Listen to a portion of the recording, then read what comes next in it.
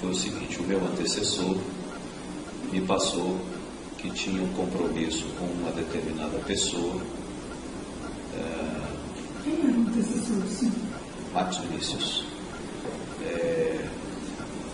Ele me disse que tinha um compromisso firmado com uma pessoa de nome Luiz Carlos Ferreira e que esse compromisso assegurava a aprovação do Tribunal de Contas do Estado de São Paulo para que esses aditivos, porque você precisava do aditivo contratual para estender esse prazo de eficácia, fossem aprovados. O conhecimento que eu tinha, assim, da parte do metrô institucional, o metrô tinha interesse em manter esses contratos. Por quê? Um processo de licitação leva muito tempo, então ele queria manter. O problema é que o metrô não dava eficácia ao contrato porque ele não tinha recurso para poder tocar o contrato. Então a posição do metrô era essa.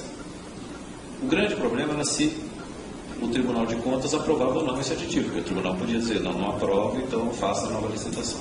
Eu entendi que esse compromisso, foi esse o compromisso, foi para isso, para manter o contrato vivo. Que o meu contato era com esse intermediário que chamava Luiz Carlos, eu não sei se envolvia os conselheiros, até porque, pelo que eu sei, o Tribunal de Contas, ele troca de conselheiro a cada 2 anos como presidente. Então, num prazo de mais de 10 anos, praticamente todos viraram presidente. Então eu não sei se esse acordo envolvia todos os conselheiros. As obras mesmo começaram em 2004.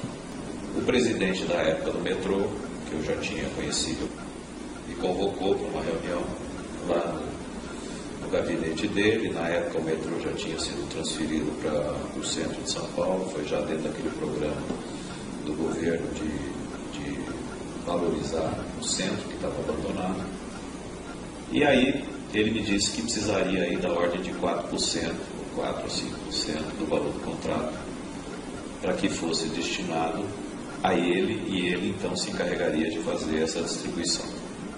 O Romildo, uma vez, desde quando acho que começou o contrato da linha 2, ele me veio dizendo que tinha um compromisso da empresa com uma determinada pessoa e que a gente deveria pagar 3%, mas que não seria pagamentos regulares, mensais, seriam pedidos à medida que fosse necessário.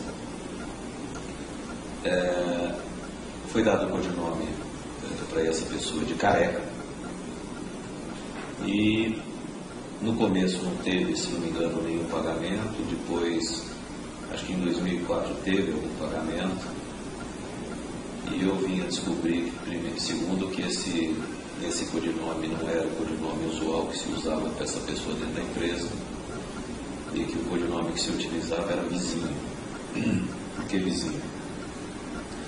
Porque ele morava perto do diretor, na época, presidente da Odebrecht, que era o Dr. Pedro Visco. Então era vizinho do Pedro Visco, por isso Vizinho. E eu imaginava que era Careca porque ele era Careca, que é o José Serra. Foi medido depois, então, que era o José Serra.